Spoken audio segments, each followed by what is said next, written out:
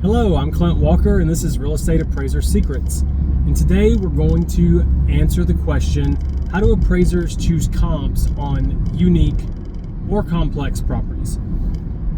So first, I'm adding in the complex part. That wasn't part of the question, but it's an important distinction because what happens often is we get asked to, or get called about a property that is unique, or there's really no distinction made between what unique or complex really means when it comes to real estate properties, especially as your appraiser thinks about it. And this is not formal, this is really kind of semantics, but I think it is an important distinction to make in terms of understanding what an appraiser can and cannot do. So for me, and this may differ, but for me, I consider a unique property a property that is just that. It is rather unique. Maybe it's a geodesic dome house. Maybe it's got a airport attached to it. Maybe it's an underground bunker house. There are lots of different things that make a property truly unique. And one of the things that sort of necessarily comes into play with a unique property is that there may not be another property like it, and therefore there's no comps for it. And that's important to an appraiser because I made a video maybe a year ago. I've been doing this for almost a year now, or maybe over a year now. And I talked about how an appraiser is not a magician. We have to have comps to do what we do, because all we've got are a set of skills that allow us to extract values from the data, and the data is the comps. So if there are no comps, then we've got nothing to extract data from, nothing to extract values from. And if we can't provide our client with a opinion of value that we can certify as credible, then we can't provide you with anything at all. We need to decline the assignment. So when a property is truly unique, it may be out of an appraiser's hands completely, which therefore puts it into the hands of us, you, the agent.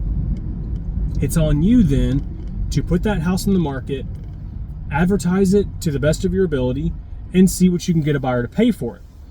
And then if another similar property comes along, your appraiser can pull your sale and use that sale to appraise the next property, okay?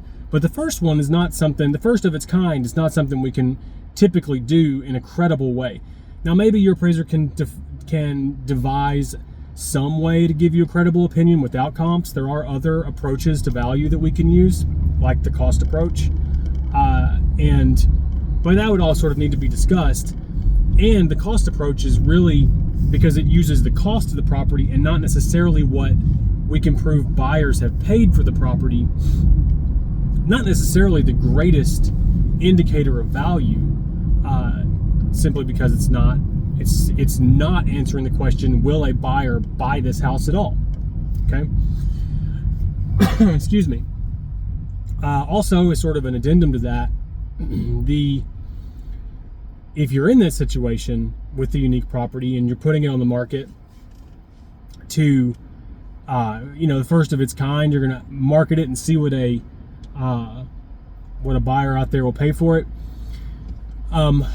You might need to target this towards a cash buyer, or at least prepare your seller that a cash buyer is what you need, because back to the appraisal problem, if an appraiser can't provide a credible opinion, if they can't even accept the assignment because there's no data to use, then it's going to be hard or impossible for your buyer to get a loan on the property.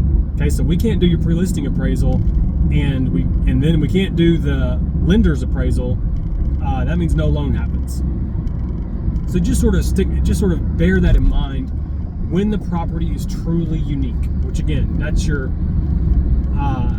that's not. Well, I'm going to define complex for you in just a second. So complex is not unique, but unique is going to be the really weird properties that just your person did it because they love it, but not everybody else is doing it, or nobody else is doing it. That's unique. Complex is a type of property that often gets presented to me as unique, but it's really only a property that just got a lot going on with it. So complex properties are properties with lots of acreage, properties with other dwellings on the property, whether they're detached auxiliary dwelling units or attached auxiliary dwelling units. Maybe they've got, I had somebody call me about one the other day. This one really flirts, this property somebody called me about the other day really flirts with the line between complex and unique, but it had like 1,200 acres and a western town built on it. I don't think it's actually like a town. I think it's just like a prop town. So again, that's sort of riding the line between unique and complex. But as I told the agent on that property, an appraiser could probably find sales for the house and the 1,200 acres, but the western town probably not going to find a large piece of property that's got a little fun town built on it. So, other complexities would be horse barns, horse arenas. I see that quite a bit.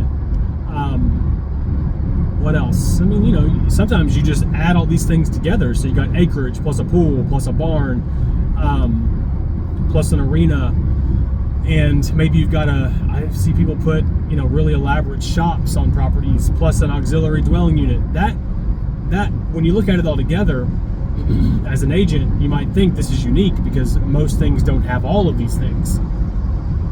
But to an appraiser, it's only complex because we don't need one property that has all of it.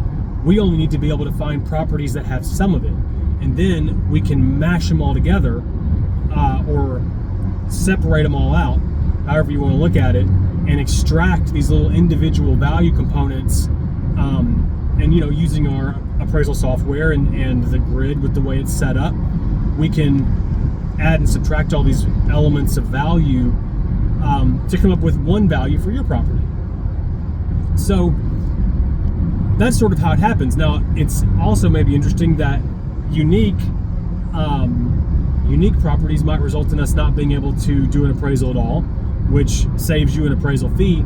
Complex properties are going to very quickly, because of the amount of time involved in comparing all those various properties and extracting the little individual value components of each thing. If we got to find one thing per property, all that's going to add up to more time, which is going to add up to a much more expensive appraisal. So, appraising one property that's got 10 value propositions on it, might start to look like an appraisal that's equivalent in price to doing 2 or 3 appraisals, because it's going to take us that much time to do it. And okay, so that's the definition. That's sort of what I want you to know about the about defining these two things, or at least communicating to your appraiser what you've got that you're wanting help with. Now, and I touched on already what we can do for comps for the complex property. But the other thing we can do is we can go as far back in time or as far away in location as we need to find those relevant elements of comparison.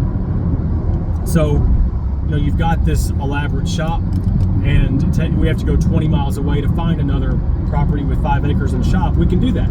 If we got to go back 3 or 5 years to find a property with a horse arena that's comparable to yours, we can do that. So long as we can credibly say that we can account for the differences in that time or in that location. And sometimes accounting for it is as simple as saying, there is no change. I've looked at sales over the past 5 years. I had to go back 5 years to find this comp. I've analyzed sales over the past 5 years, and the market really hasn't changed in that amount of time. That happens. It's happening right now in some areas. Or, I had to go 17 miles away, but these two towns are basically equal. I had to go 50 miles away. These two towns are basically equal. They appeal to the same type of buyer. Prices are sort of the same. And so, it's reasonable for me to go out here and use this comp. In lender work, if we go that far away or that far back in time, we have to have a good explanation as to why. And, that sale being the only comp available is a good explanation. And so that's really all there is to it. We can go as far away or as far back in time as we need to, as long as we can credibly explain and support doing so.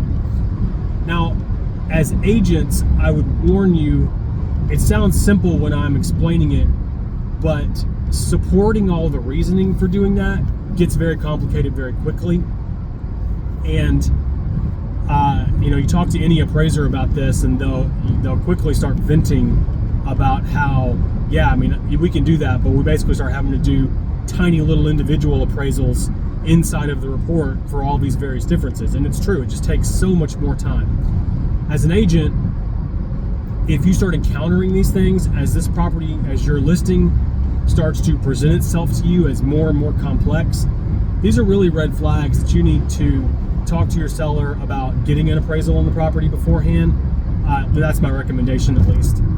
And let the appraiser weigh in on either a value or that there's no comps at all, and you need to just do your best to find out what the market's willing to pay for this based on the data you got available, or based on some other metric for coming up with it.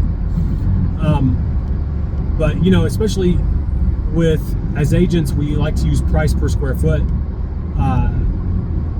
and for pricing, well, the price per square foot really loses almost all of its validity as soon as the square footage of the house stops becoming the only factor in the price, okay? And so, if you imagine the complexities of a property, it starts with the land and the house. That's the least complex. That's the simplest version. In that version, land plus house, using the price per square foot, is pretty reasonable. But as soon as you throw in a basement, or as soon as you throw in acreage or a pool, or as soon as you add any other really significant value value element to the property, the price per square foot starts to become less and less relevant. And when you start to add 2 or 3 of these things, it's my recommendation that you start talking to your client about getting an appraisal beforehand. Or if right now the market's really, or as it is right now, you're in a market that's really squirrely, an appraisal can be very helpful. So I hope that helps. I made similar videos before, so if you want more information on that topic, I probably said it a different way, can sort of deep dive back into the channel, find the other video on that.